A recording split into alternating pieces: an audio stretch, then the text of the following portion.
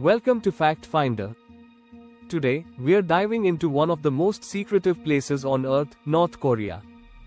Have you ever wondered what life is like for the ordinary citizens of this isolated country? From their morning routines to their workday schedules, education, and leisure time, every aspect of life in North Korea is shaped by strict government control and decades of propaganda. In this video, we'll take you through a typical day in the life of a North Korean citizen, offering rare insights into their daily struggles, routines, and experiences. Make sure to watch until the end to uncover some surprising facts about life in the Hermit Kingdom, and don't forget to like, subscribe, and hit the notification bell to support more content like this.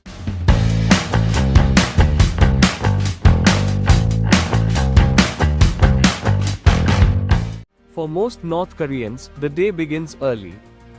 By 5 or 6 a.m., loudspeakers installed in homes or streets blare patriotic music or government announcements.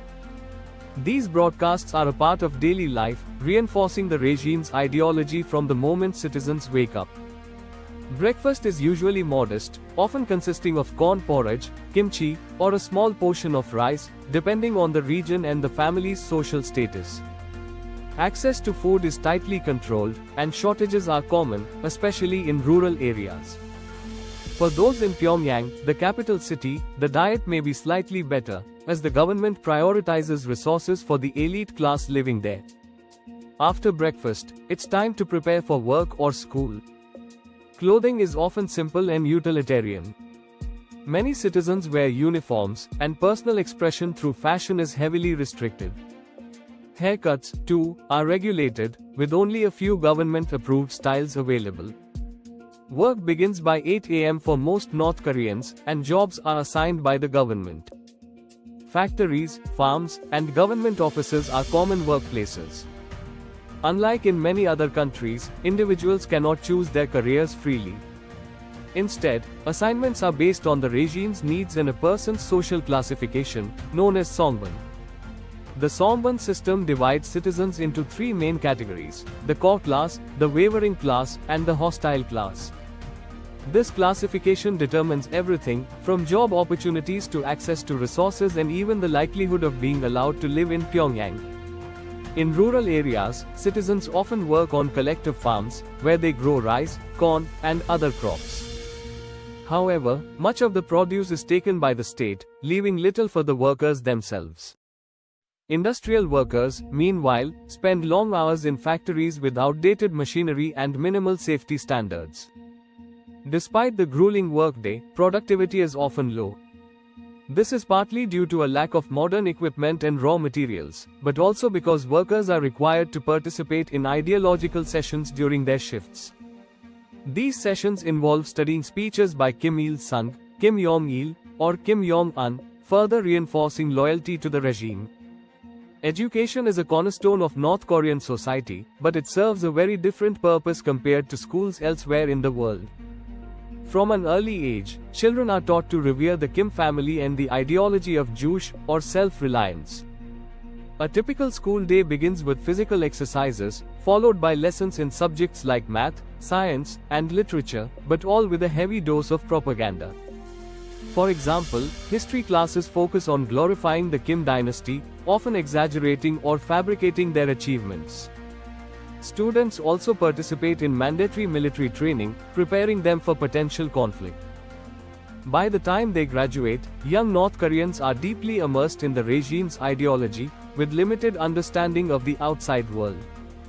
Higher education is available to some, but access depends on songbun and political loyalty. Universities like Kim Il-sung University in Pyongyang are reserved for the elite, while most citizens are trained for manual labor or low-level administrative roles. After work or school, North Koreans return home for dinner, which is often a repeat of breakfast, simple and sparse.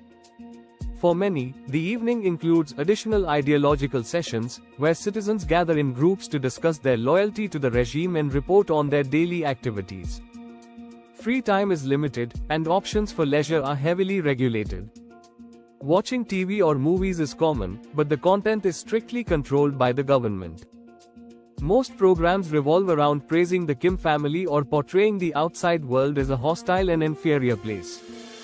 Outdoor activities, such as sports or group events, are sometimes organized, but these too serve the purpose of fostering collective loyalty rather than individual enjoyment.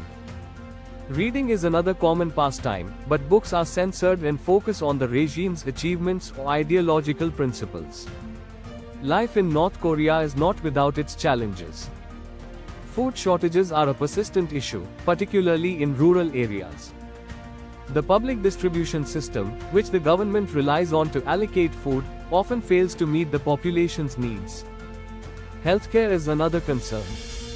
While the regime claims to provide free healthcare, the reality is far from ideal. Hospitals lack basic supplies, and patients are often required to bring their own medicine. Freedom of movement is also restricted. Citizens need government permission to travel even within the country, and only a select few are allowed to visit foreign nations. These restrictions ensure that most North Koreans remain isolated from the outside world. Propaganda is woven into every aspect of life in North Korea. From the morning loudspeakers to the evening ideological sessions, citizens are constantly reminded of their supposed good fortune to live under the Kim regime. This propaganda machine creates a bubble of misinformation, convincing many that North Korea is a paradise compared to the rest of the world. However, with the rise of smuggled information, some citizens are beginning to question the narrative, risking severe punishment to learn the truth. A day in the life of a North Korean citizen is unlike anything most of us can imagine. It's a life shaped by strict rules, constant surveillance, and unwavering loyalty to the regime. Yet, beneath this facade of control, there are glimpses of resilience and humanity as people adapt to their circumstances. What are your thoughts on life in North Korea? Could you imagine living under such conditions? Let us know in the comments below. Don't forget to like, share, and subscribe for more deep dives into the world's most fascinating and secretive places. Thank you for watching, and we'll see you in the next video.